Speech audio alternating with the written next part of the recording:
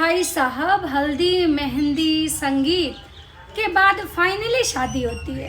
तो लबड़ी भौजी का शादी हुआ संपन्न। हमको एक चीज़ समझ में नहीं आता है, कोई कह रहा है शादी हो रहा है, कोई कह रहा है शादी नहीं हो रहा है, मैरिज एनिवर्सरी है। तो फिर जब मैरिज एनिवर्सरी मनाया जा रहा था तो फिर ये हल्दी मटकोर मेहंदी संगीत का कार्ड पे लिखने का मतलब कुछ समझ में नहीं आया। भौजी नागिन रूप लेके आई, सब लोग देख के हैरान हो गया भाई भौजी का लुक देख के, क्योंकि भौजी बिल्कुल आर्केस्ट्रा छाप लग रही थी। भैया पूरा आर्केस्ट्रा मंडली इस बार घर में बुला लिए थे। आप लोग को भी पता होगा भाई, केवल डांसर और एक चीज़ और है जो बहुत इम्पोर्टेंट है, मैं आपको बताऊं। ऑडियंस को जान के हैरानी होगी कि जो लबड़ी भौजी 1 लाख के गाउन का प्रचार पिछले 10 दिनों से नहीं 2 महीने से कर रही थी, वो भौजी हर चीज़ भाड़े पे मंगवाई थी। गजब है भाई ये लोग। इन्हीं लोगों को बोला जाता है ऊंची पकवान फीकी पकवान, ऊंचा दुकान फीकी पकवान, ऐसे बोला जाता है। ये वही लोग हैं, हाथी के दांत खाने के कुछ और हैं, दिखाने के कुछ और हैं। तो भौजी से वही हैं।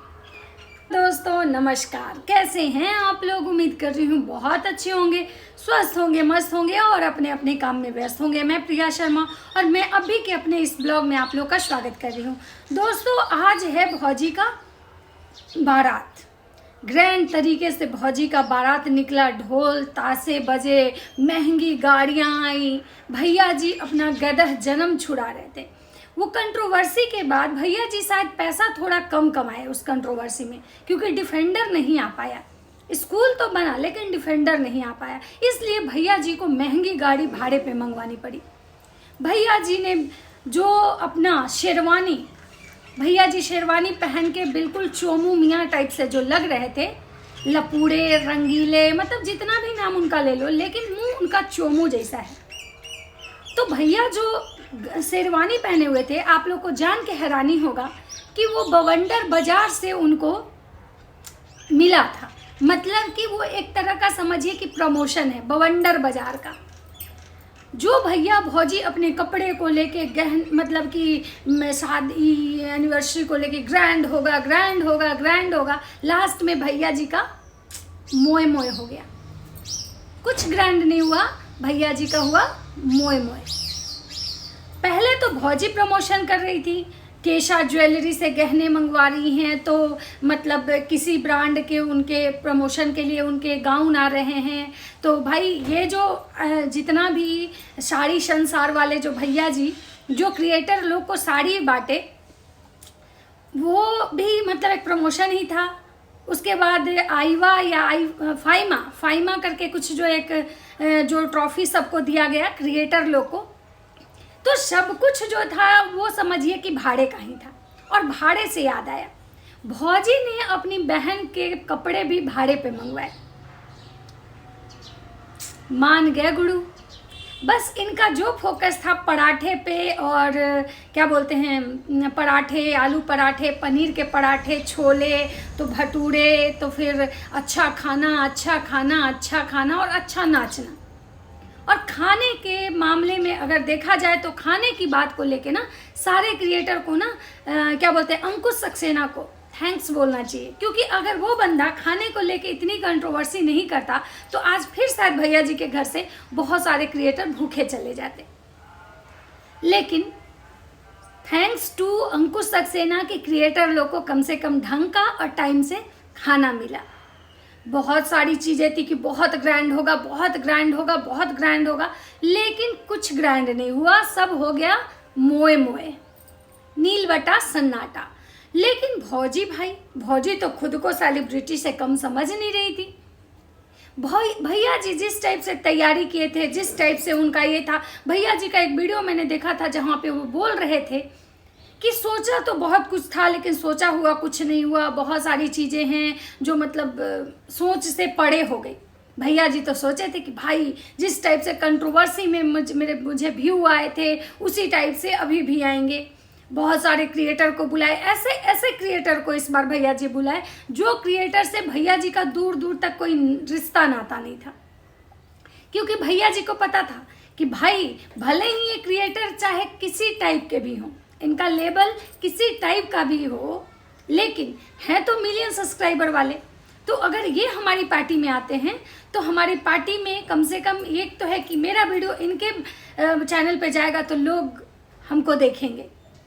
ये सोच के भैया जी एज ए मतलब प्लानिंग के तहत सब कुछ किए थे, लेकिन वो अपने प्लान में सक्सेस नहीं हुए। क्योंकि कहा जाता है कि किसी का बुरा करके आप सोच अच्छे की उम्मीद कर रहे हैं तो आपसे बड़ा गधा इस दुनिया में कोई नहीं है। क्योंकि जो अब किसी का बुरा अगर करता है, सोचता है, उसका कभी भला नहीं होता है।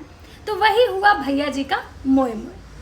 भौजी का तो भाई अलग सा एक मतलब हाइक लेवल का चल ही रहा था। हर एक दिन भौजी का नया, एक मेकअप में भौजी का 2-2 वीडियो आता था। भौजी आजकल मेकअप के धुन में इतनी अंधी हो चुकी हैं, इतनी अंधी हो चुकी हैं कि कभी पेटीकोट पहन के पेटीकोट दिखाने लगती हैं, तो कभी आधे मेकअप में सलवार पहन के और दुपट्टा लपेट के और सलवार के ऊपर ब्लाउज पहन लेती हैं और पूरा इधर से उधर मांकने लगती हैं। भौजी को हर एक इंसान से जलन है, हर वो इंसान से भौजी को जलन है जो इंसान उनके हस्बैंड के साथ कंफर्टेबल हो जाता है। लेकिन भौजी को अपनी करतूतें दिखाई नहीं देती है।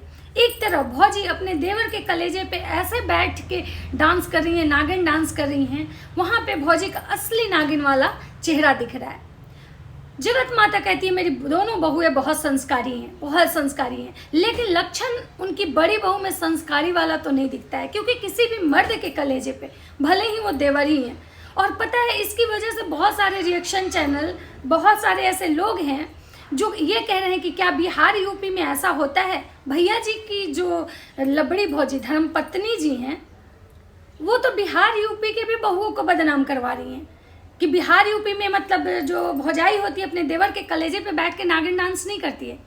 हमारे यहाँ भौजी लोग को भले ही देवर हो, मुंह से भले ही कुछ मजाक कर ले, वो में भी सब देवर नहीं, और पहले थोड़ा ज़्यादा होता था। अभी के तो देवर भौजाई मतलब बिल्कुल एकदम न्यूट्रल रहते हैं, कोई मजाक वजाक उतना नहीं होता है। लेकिन हाँ, लबड़ी भौजी तो अपने देवर के कलेजे पे चढ़ गई कि उनका देवर भी शौक हो गया कि हो क्या रहा है भाई, कहीं मतलब हम दूसरे ग्रह पे तो नहीं आ गए। तो भौजी का जो लेवल है अभी इतना ज़्यादा चढ़ा हुआ है कि भौजी को तो कुछ समझ ही में नहीं आ रहा है कि हम कर क्या रहे हैं, वो हमारा मतलब क्या इमेज बन रहा है लोगों के सामने। और ये वही संस्कारी बहू हैं, ये संस्कारी भौजी हैं जो खेत में लोटा लेकर रोई थी। लेकिन एक चीज़ मानना पड़ेगा, और ये क्या मानना पड़ेगा, ये बातें मैं आपको अगले वीडियो में बताऊंगी, जो वीडियो मैं ओनली वन अप्सरा मॉम के लिए बनाऊंगी। फिलहाल अभी यहाँ पे भौजी का बोलते हैं। भाई भौजी का शादी हुआ, भौजी का जितना भी सामान आया था सब मतलब प्रमोशन वाला था। पहले तो वो मेसो टेसो का प्रमोशन कर रही थी, उसके बाद वो जहाँ जहाँ पे जिस जिस कलेक्शन में गई थी उनके मतलब ब्रांड का प्रमोशन कर रही थी। साड़ी संसार वाले का आप लोग देखें ही, पूरी उनकी साड़ियाँ बंटवा दी अपने मतलब क्रिएटर पार्टी में। और भैया जी बोले भाई हम सबके लिए कपड़े भी खरीद के लाए हैं, आप इनके पहले वीडियो में देखे होंगे। लेकिन ये साड़ी कहाँ से आया था अब आप लोग को समझ में आ गया होगा कि भाई जो साड़ी संसार वाले हैं वो अपना प्रमोशन के लिए इनके थ्रू अपना प्रमोशन करवा रहे थे। और भैया जी का बहुत ये था कि भाई बहुत सारे अच्छे अच्छे भोजपुरी सिंगर आने वाले हैं। लेकिन भैया जी का वहाँ भी हुआ मोए मोए, कोई सिंगर नहीं आया, कोई सिंगर नहीं आया। तब तो किसी को भी उठा के, भाई आजकल तो बहुत वैसे टुटपुंजिए सिंगर बहुत चल रहे हैं रोड पे, जो आपको कहीं भी देखने के लिए मिल जाएंगे। तो जैसे भैया थे ना लोकल, जो खुद को ब्रांडेड समझते हैं ना, लोकल ब्रांड, वैसे ही इनके शादी में लोकल ब्रांड के सिंगर आए। भैया जी एकदम अपना ये पहन के तैयार हुए, मेकअप करवाए, और मेकअप किससे करवाए, किस कंडीशन में करवाए, ये भी मैं आपको बताऊंगी। लेकिन उसके लिए भी मैं अलग वीडियो लेके आऊँगी, क्योंकि भाई बहुत सारा लोचा हुआ है, एक लोचा नहीं हुआ है। उसके बाद भैया जी जाते हैं और अपने पापा मम्मी से पूछते हैं बताइए पापा कैसा लग रहा है। पापा कहते बहुत अच्छा लग रहा है। सच में उम्मीद से चीज़ जब पड़े होती है तो अच्छा तो लगता ही है। अब एलेक्सा अंकल कभी सोचे भी नहीं थे कि मेरे बेटे का 5वां बार शादी होगा, 2 साल का ब्रेक के बाद 5वां बार शादी होगा। एलेक्सा अंकल के बेटे मतलब इस टाइप का कांड करेंगे ये कोई नहीं सोचा था। तो भाई वो बोले बहुत अच्छा लगा, बहुत अच्छा लगा। और इलेक्शन भैया कह रहे हैं बहुत महंगी गाड़ी है ये जो, मतलब हर चीज में उनको अपना बड़ा बड़ा बनना है उनको। काश भैया जी कि आप सच में बड़े होते, क्योंकि जो बड़े होते हैं ना उनको बड़े बनने की जरूरत नहीं पड़ती है। लेकिन नागिन भौजी को किससे कंपटीशन है भाई? अभी भैया जी की होने वाली इन फ्यूचर वाली गर्लफ्रेंड से उनका कंपटीशन अभी उन्हीं के साथ चल रहा है। उनसे हर चीज वो कहती हैं कि तुम मेरे चीजों को अच्छा नहीं बोल रही हो, मेरे लिए तो अच्छा है। तो कहती हम तो अच्छा बोले, हम कहाँ बोले खराब है। और तो तुम बोली ठीक है। हाँ मतलब वो जो भुट्टो जी है ना, इनकी बेइज्जती करने में कहीं कोई कसर नहीं छोड़ती हैं। वो खुद अच्छी दिखती है और इसको हमेशा गोबर बना के छोड़ देती है। और भौजी इस बार कॉपी की है किट्टो का लहंगा, जो किट्टो अपने भाई के शादी के समय पहनी थी ना, वही लहंगा भौजी कैरी की है। क्योंकि भौजी को कॉपी करने में बहुत मजा आता है, क्योंकि भौजी के पास दिमाग तो है नहीं, लेकिन हाँ घमंड तो बहुत ज़्यादा है। अलग लेवल के घमंड में दिख रही थी भौजी।